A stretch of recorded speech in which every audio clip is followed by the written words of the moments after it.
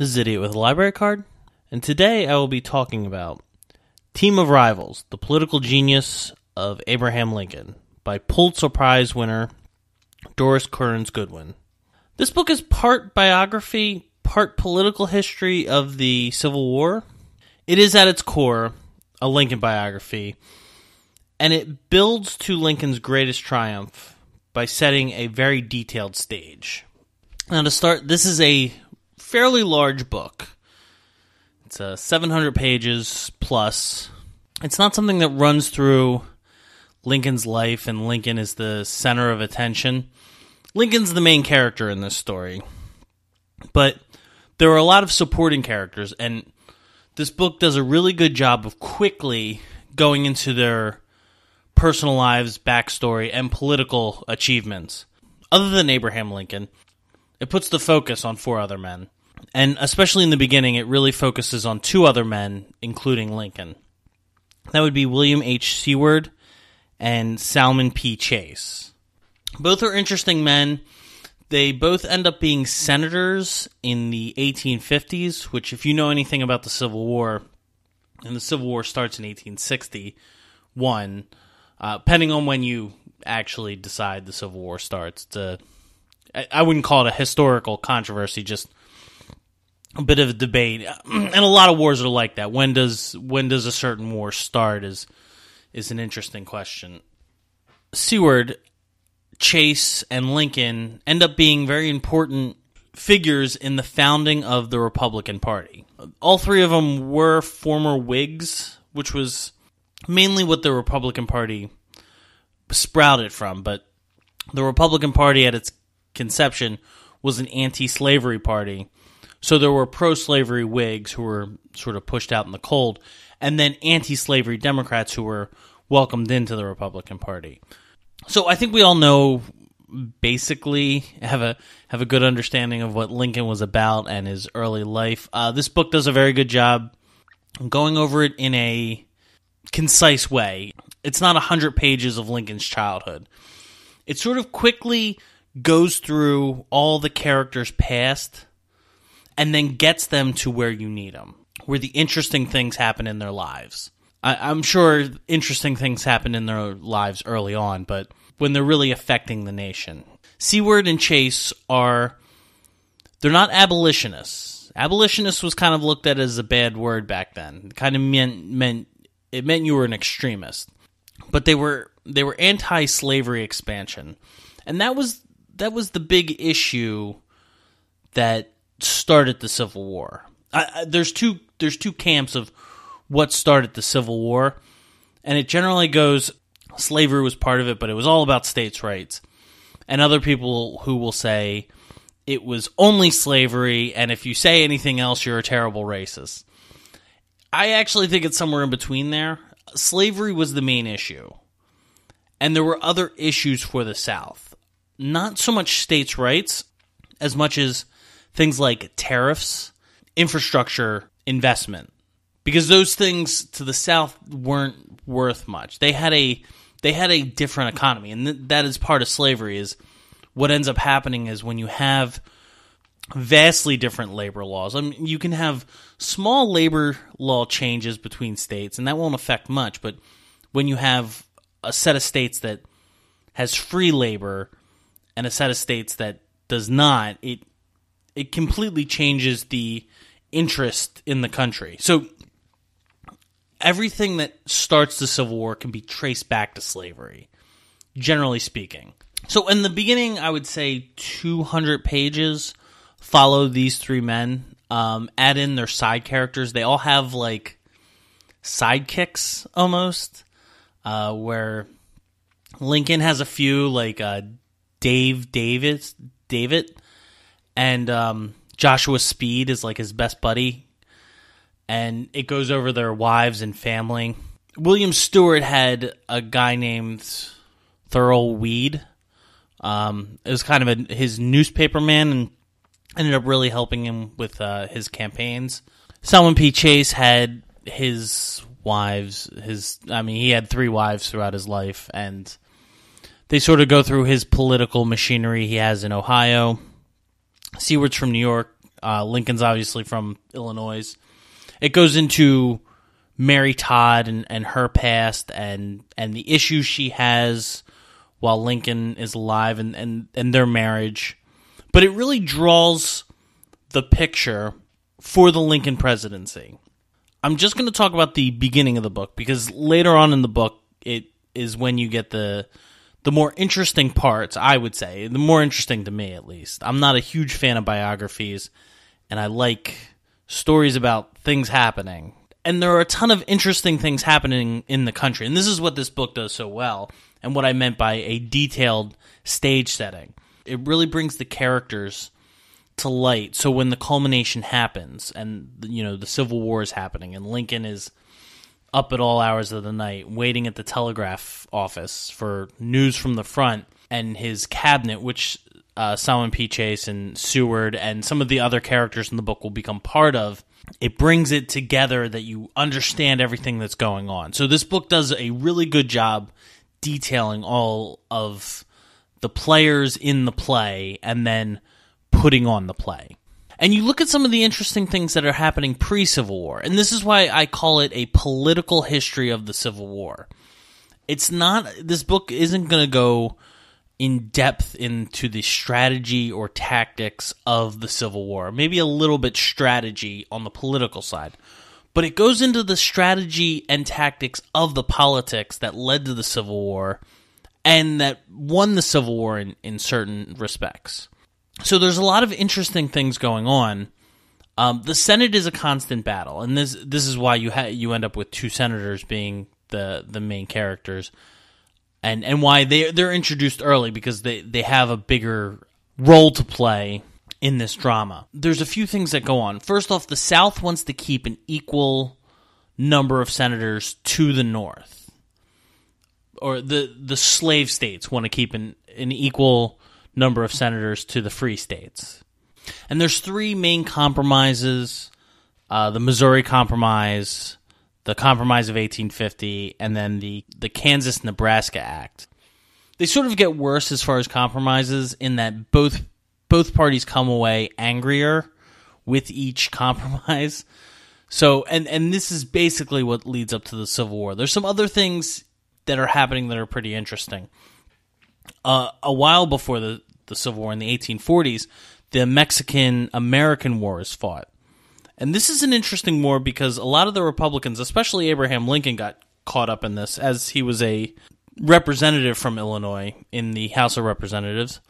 He was very anti-war, and a lot of the Whigs were anti-war. They didn't like how the president went about declaring war. It lacked the constitutional mandate of Congress declaring war, and the argument was basically that we were already in a war, so it didn't need Congress to declare war, but that's a hairy proposition, to say the least. So he was against it, and it really hurt him politically because it was such a successful war.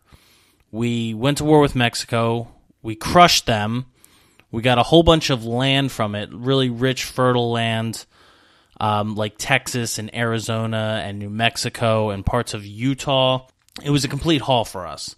It was a really successful war, and it's hard to stand up against a successful war. So that was a setback in Lincoln's political career, and he had to go away for a while and go back to the circuit court, which he really liked, which it was actually, a court that went to different places, not like a circuit court now, but one that it was like a traveling circus, but instead it was judges and lawyers, and people loved when they came to town.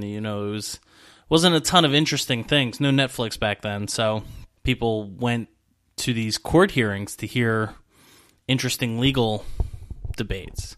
And that's the other thing is, I wouldn't say that they were better educated than the voter today, but their interests were different in policy and debates. People like to go to debates. People still like to go to debates, but the numbers, I would say the percentage of population is smaller. And that is the one thing I really do find interesting. And it's pretty obvious. It was 150, almost 70 years ago that all this takes place. But the interesting part is how different the time is. The senators, this battle for becoming a senator, it's not a state election. The different houses or senates of each state decide who the senators are going to be. So like Seward and Chase ended up becoming senators very easily. Lincoln looked like he was going to, but there were a few senators that wouldn't give, and it was between a pro-slavery Democrat, Lincoln, and an anti-slavery Whig who just wasn't as popular as Lincoln, but he had the backing of these 5 state senators that would not budge. And it looked like Stephen Douglas, the kind of the king Democrat from Illinois, was going to get his guy in. And what Lincoln did was he gave all his delegates to the guy being supported by the 5 senators, and that guy became a senator. And Lincoln had to forego the victory that looked like was going to be his, but it worked out for him in the end, and he gained a lot of friendship about it, and he didn't go pounding dirt or was real upset about it. He acted genuine and friendly to the people he had to give up all these delegates to, and they never forgot that, and they ended up supporting him later on. And so there's a lot of interesting lessons from Lincoln's life and from the life of these two men, the other 2 men. Just the unpopular stances they take, but they keep with it. They're not, licking their finger and putting it in the air, seeing which way the wind blows. They are strategic in trying to get what they want done, especially, fighting slavery. It's strategy with a principle, not just strategy to win power. And I actually, sometimes I wonder if it's better if we didn't elect senators. Like if we had this system they have. I don't know if we would get better senators or worse senators, but it's always interested me that we used to not elect senators, and you get some interesting people coming in. I wonder what that would look like today. The other thing is, with this era, you forget the amount of death that people experience. Everyone in this book seems to lose a parent before they come of age. They all lose children before the children come of age. And I always wonder what the trauma of that does to a generation of people. And it's weird to say it that way, because us in the modern West, and if you're listening not in the modern West, people in the modern West tend not to experience it. It happens here. Children die, parents die young. These things all happen, but it's a rarity. It's not the norm, and it's been the norm since the beginning of time. The norm was parents would die before children came of age, and children would die before they came of age. It happened a lot, and we're now in a time period where it doesn't. I wonder what it's done to us as a society as a whole. Has it made life more precious? It seems, maybe. It's just an interesting thought that what has the ability to have less tragic death in your life. I know all death is tragic, but losing an 80-something-year-old grandparent is different than losing a 30-year-old parent. So I just wonder what the almost lack of trauma has done to our society. It's an interesting thought, and when you contrast that to this time during the Civil War, it makes you wonder how different are the people.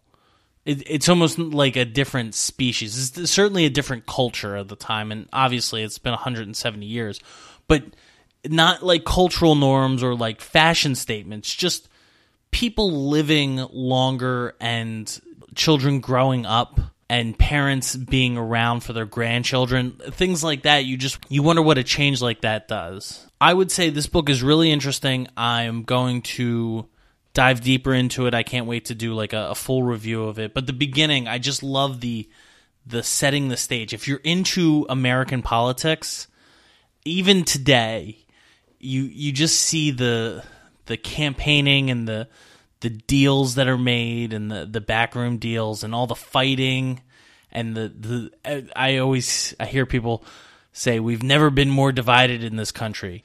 Well, in fact, we have. And it's not even during the Civil War, but before the Civil War. The 1840s and 1850s are a really interesting time to study, and not in a war way or I'm sure there's interesting wars that happen. Mexican-American War is interesting, but before the Civil War, there might be worldwide wars going on. I'd have to look that up. I'm sure there is. Some history buff is like, idiot, the French were in a war with who knows who.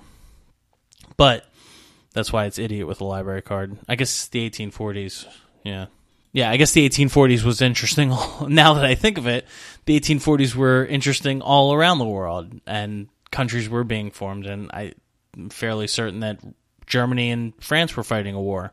This book is a really interesting civics lesson on how the original system of this country worked. Senators being elected is another change in this system that I don't know for bad or good, but it's changed the system in a way that is noticeable in how the Senate operates and how the states operate. If you're into politics, if you're into history, and I know a lot of people who are into both, this is a really great historical political book.